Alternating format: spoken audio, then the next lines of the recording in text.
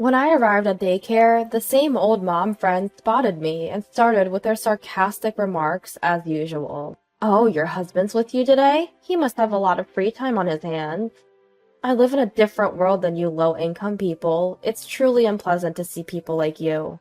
That's when the principal came over with a pale face, but her harassment wouldn't stop, even with the principal's intervention. Why is someone like her at this daycare? I want her to leave. My husband calmly took out his business card and greeted her respectfully. "My wife and daughter are always in your care." The woman hastily accepted the business card and fled the scene. "My name is Matilda. I live happily with my kind husband and 3-year-old daughter. I met my husband when I was a college student. We were both in the business department and had many overlapping classes, and we naturally became friends. I never understood how I became friends with him, as he was always cheerful and popular with everyone. I was plain-looking and not good at speaking in public, so I never thought I'd be the type of person to get along with him. Whenever I said this, he would gently tell me, "You can have more confidence in yourself." His words helped me many times, and even a shy person like me made wonderful friends and enjoyed my college life. Gradually, he became a significant presence in my life. It probably started as admiration, but it slowly turned into affection. Unbelievably, he had feelings for me too. We began dating in our sophomore year and started living together 3 years into our working lives. From that time, I began to feel, I want to be with this person forever. So we rented a slightly larger, beautiful room when we moved in together. The time we spent discussing things like sunlight, kitchen positions, and furniture designs was also a lot of fun, and I still remember it occasionally. Later, we got married, and were blessed with a beloved daughter 2 years after. Our daughter is very active and good at communicating with other children, even at a young age. She can invite various children to play together. As I said earlier, I'm shy, so she probably takes after her father.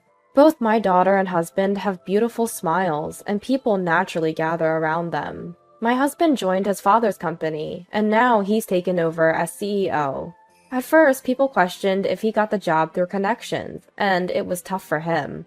But watching his honest and constant effort, people's perceptions of him gradually changed.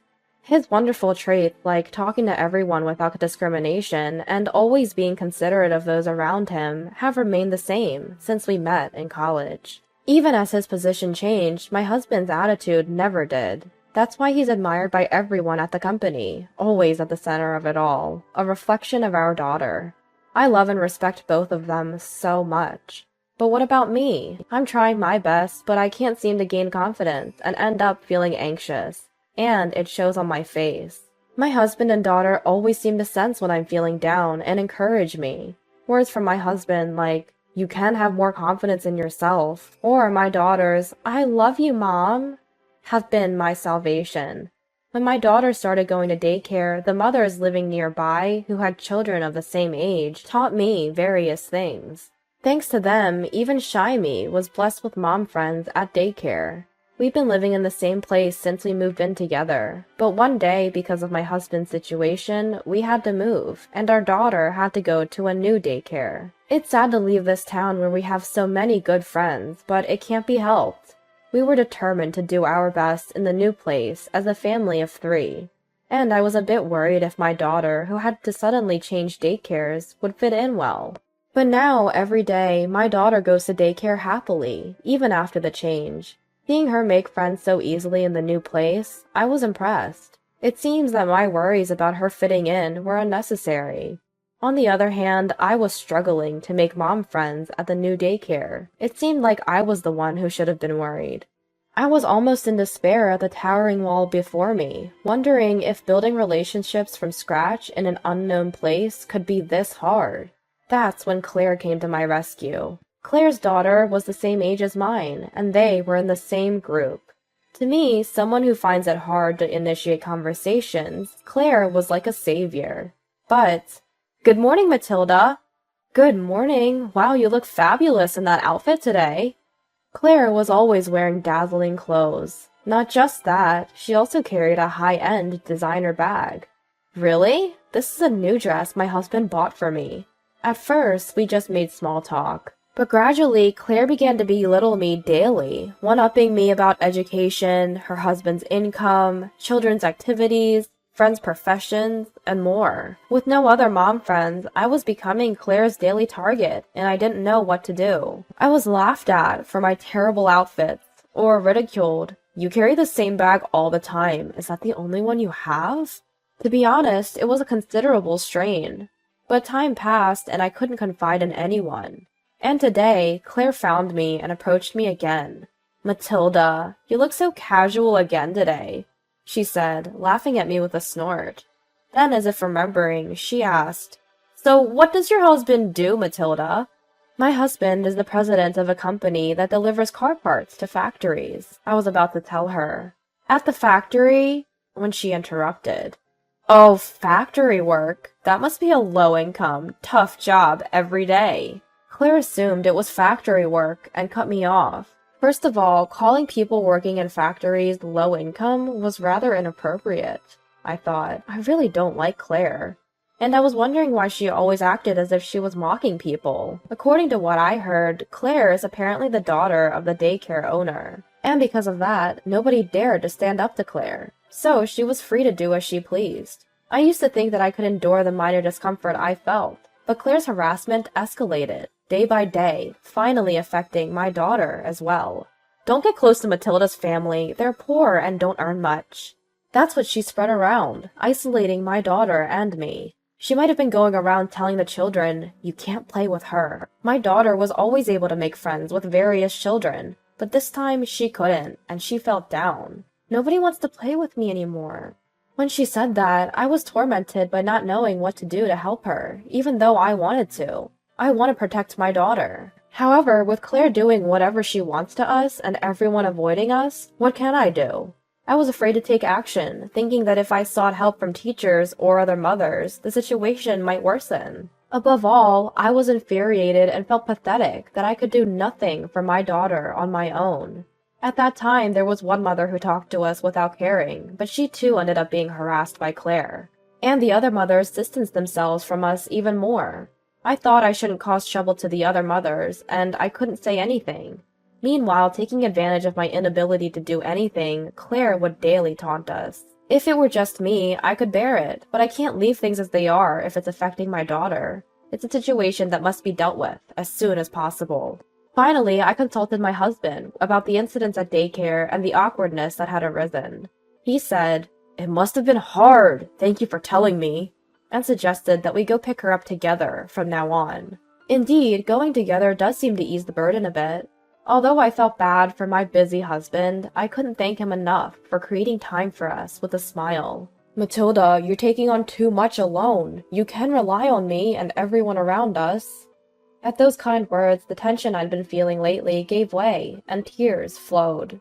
The very next day, my husband and I went together to pick up our daughter. I wanted to avoid making our daughter feel uncomfortable, so I had told my husband that even if Claire said something, he should not argue back or raise his voice. We're just going today to see what the situation is like. That's our feeling about it. Maybe just the fact that my husband is with me will change Claire's attitude.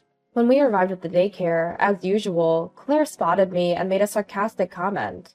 "Well, your husband is with you today. He must have a lot of free time." She didn't care that my husband was right next to me. The mothers and teachers around us looked taken aback by the scene. Then Claire abruptly started talking about herself. "I live in a different world than people like you."